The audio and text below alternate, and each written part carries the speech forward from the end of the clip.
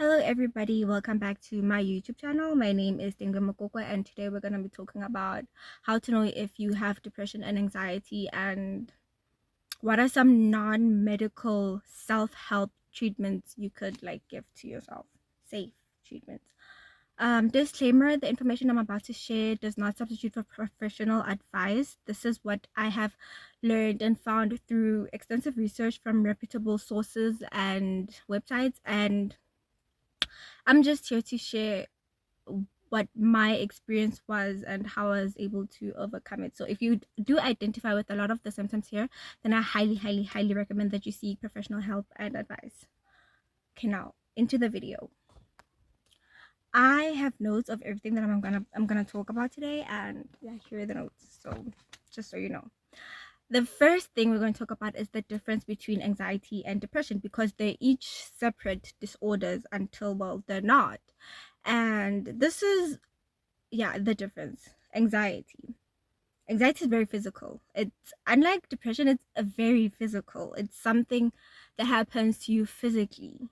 Like, for example, when you are with anxiety, the common things that you'll notice are a rapid heartbeat, shortness of breath, nausea. You could have some abnormal heartbeat, emotional symptoms of instability, for example, fear or irritability, and sudden feeling of heat. Yes, there's some muscle tension as well in my notes. So yeah, and then with depression, it's very emotional or mental. Depression is like isolation. You want to isolate yourself more. Intense sadness, there's low energy, loss of interest or excitement, there's pessimism, suicidal thoughts, and avoidance. So, and then this section of the video is going to talk about causes of depression and or anxiety. This will make sense as the video goes on. So this information I got from watching a TikTok by Jonathan Hari. He was depressed for most of his life, was on antidepressant for 13 years until he decided that he was gonna go travel into parts of the world, meet with experts, leading experts and researchers on the subject of depression, anxiety, and learn about these things. So in his TED talk, he mentioned that some people are more prone to depression than others. It could be biological, something about chemical imbalances in your brain. So to some people, it could be just a thing for you. But to most of us, it's not a biological thing. Certainly not in my case. It was not chemical imbalances or biological to me in any way, shape, or form. So causes of depression he mentioned is loneliness, feeling like you have no control over anything or everything in your life, feeling like life is happening to you or like for you, loss of control.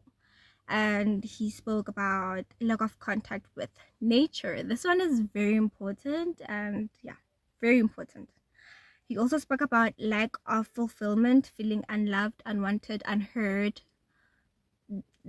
just disrespected, feeling like you don't matter. And then others is like unmet needs, unmet psychological and emotional needs, or just like your past failures. In my case, yes, failure. So that's what causes depression, basically. And then with anxiety, it's linked very much to fear of public humiliation.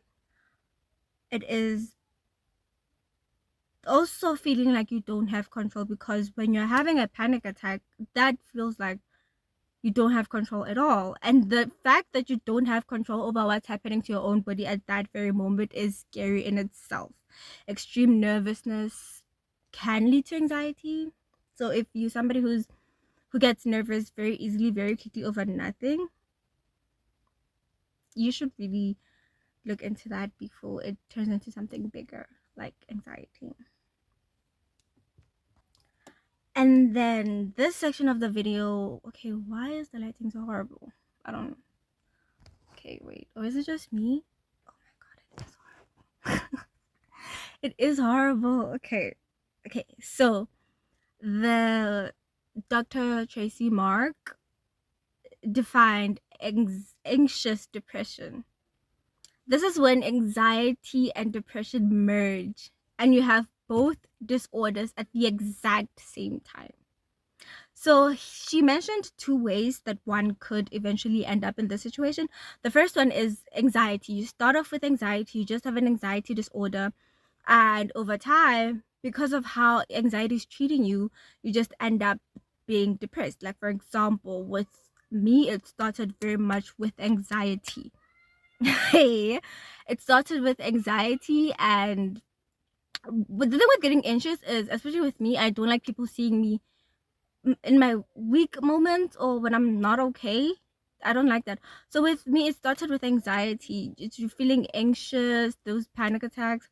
And then you just start wondering, like, why am I not like other people? Why is it that every time I have to be in a public place, suddenly my body acts up? Like, why can I not lead a normal life as normal people? You know, you start thinking, why am I so different? It's not even the kind of different that's good. It's just the kind of difference that's like irritating and you want to get rid of it. So then you start getting depressed. It's like those questions just sink deeper and deeper into those negative thoughts. You just avoid people, you isolate yourself. Avoidance and isolation, number one causes of depression. Loneliness then steps in, then you get depressed, and suddenly you have anxious depression. The other way she mentioned was that it starts off as depression and then you get anxiety. Like, for example, with somebody who is more prone to depression than others, like it's biological to you, you can start off with depression and then over time sink into anxiety. Both of these disorders, I've noticed, in my personal opinion, they thrive through isolation, avoidance, and loneliness. If you feel like you have depression or anxiety and you are spending time alone, you avoid people, the lack of community, the lack of people around you, that's gonna make things worse. That's gonna worsen your condition, your situation. That's only gonna drive you deeper into this despair. FYI. And then this is how to help yourself. What like self-help methods, treatments, and tools to help cope with these conditions. Number one is you have to find a community. You have to have people around you, especially when you're depressed. The thought of suicidal thoughts, like for me, it was very helpful that I had this one friend that knew what I was going through.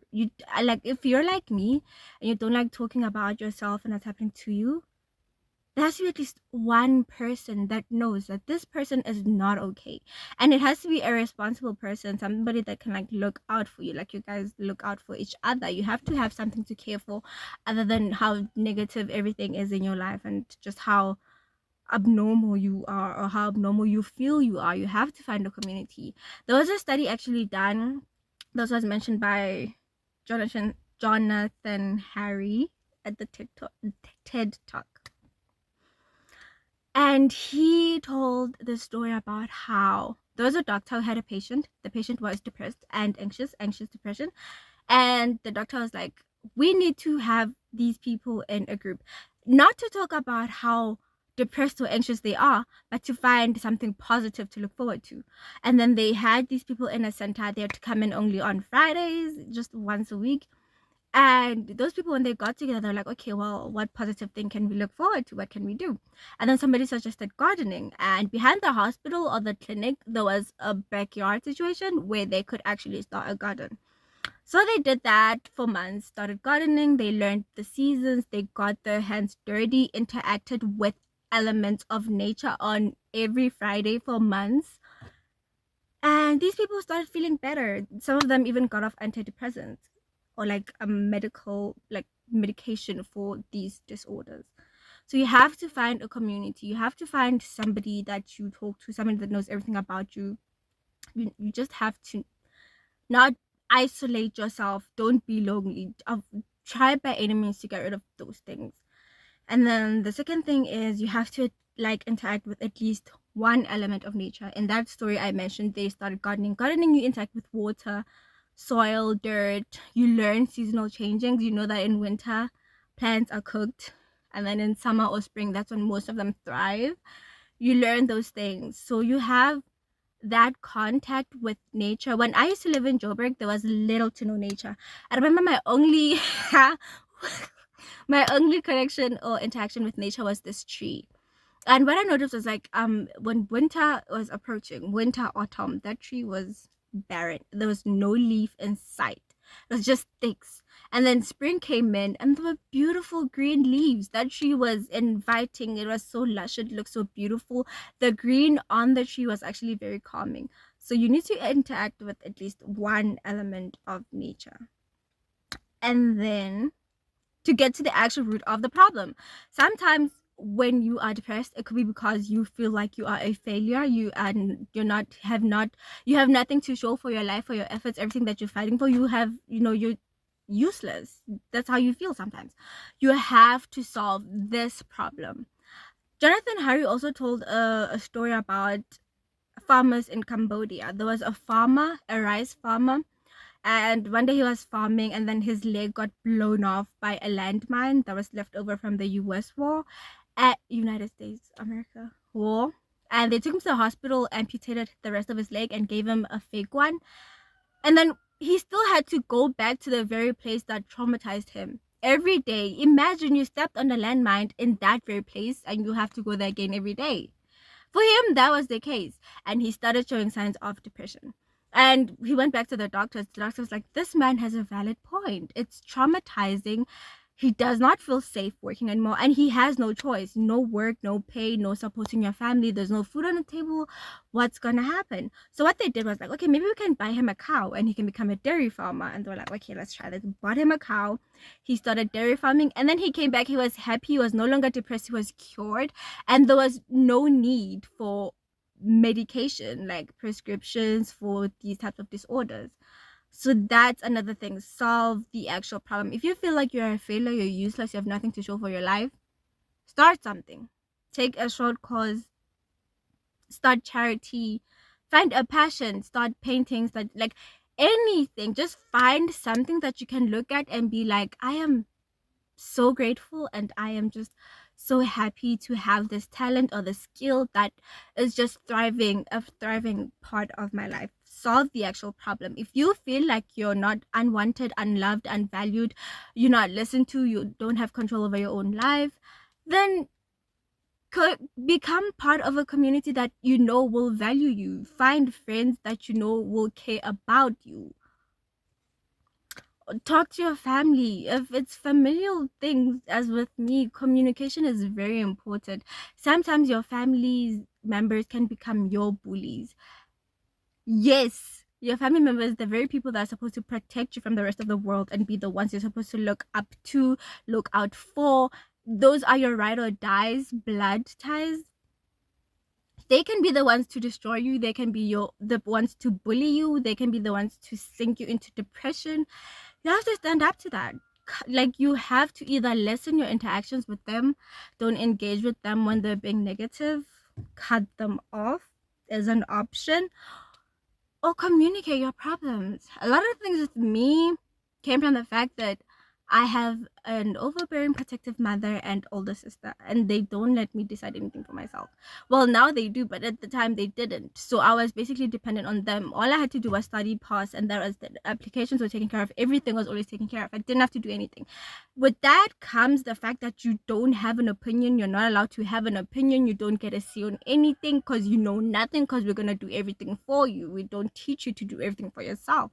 When I got to varsity, then they just dropped me like a hot potato.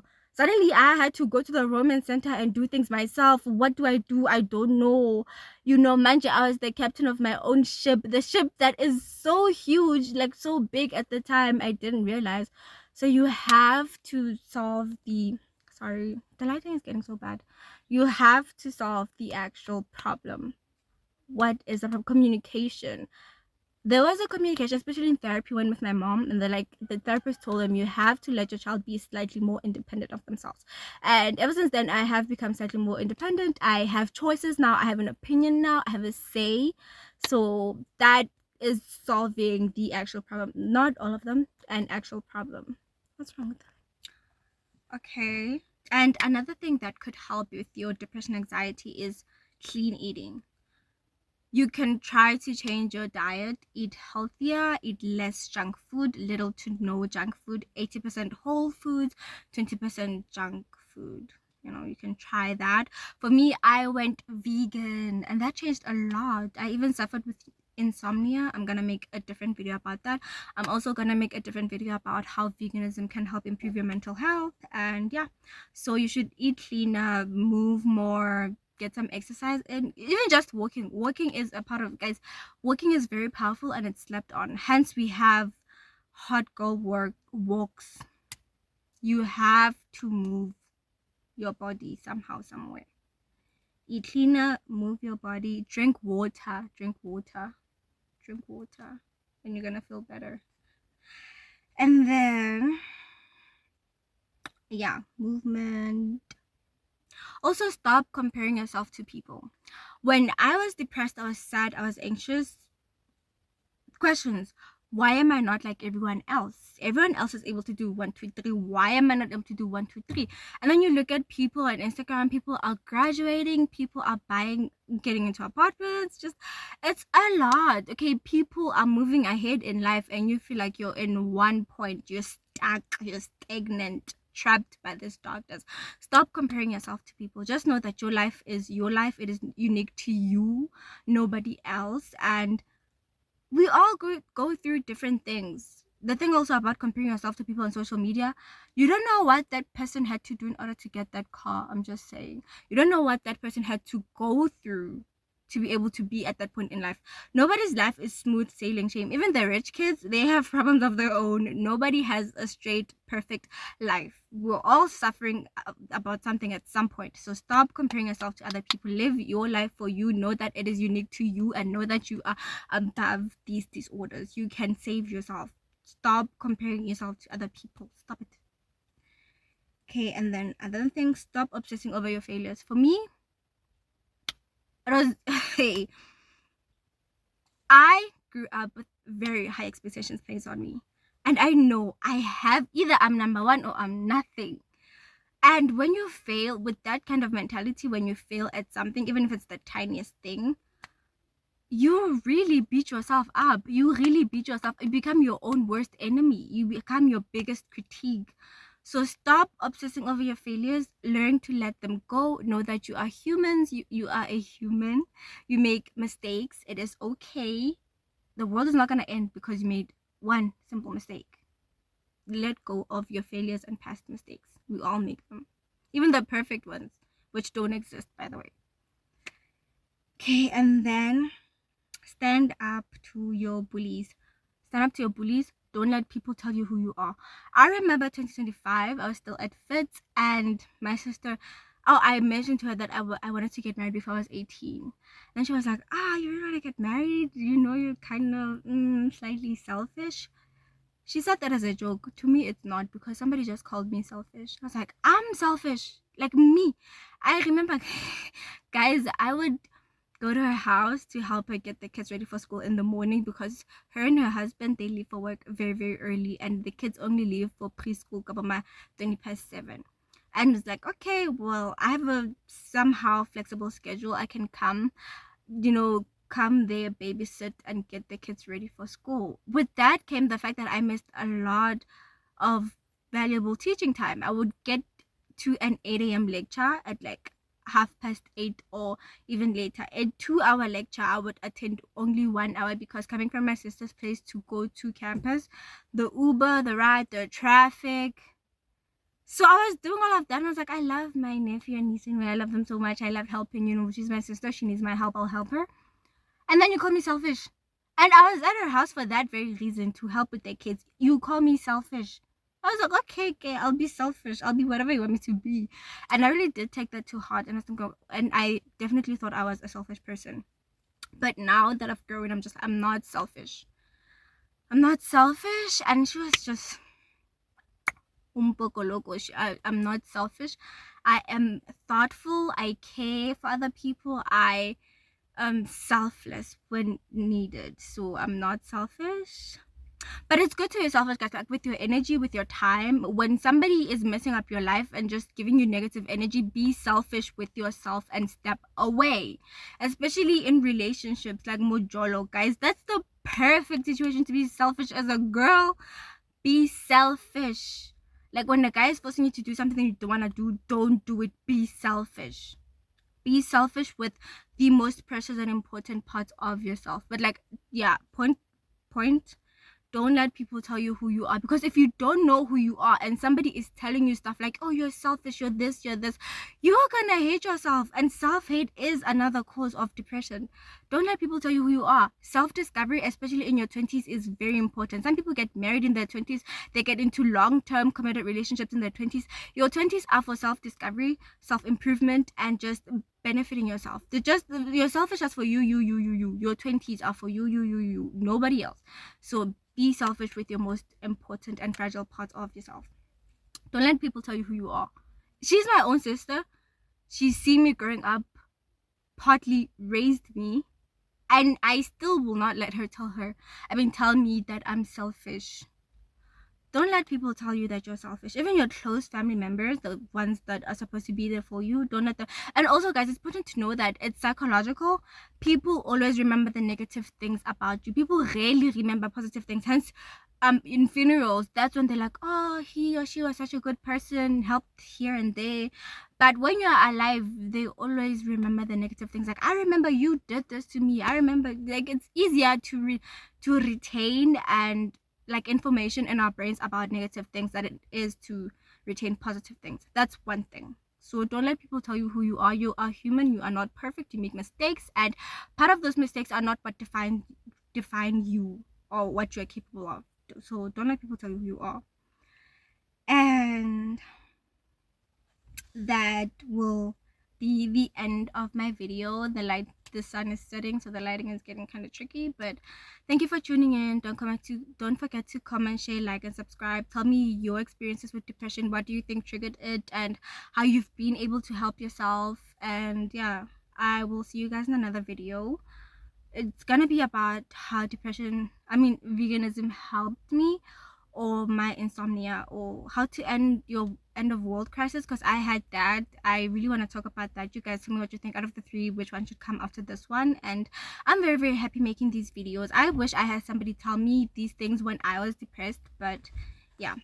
So that is the end of my video. Do not forget, I do not substitute for professional help. Get professional help and advice. Go to a therapist if you are able. A lot of varsities offer that for free, so go check those out. And yeah, this is what I wanted to talk about, and I'm so happy that I got the opportunity.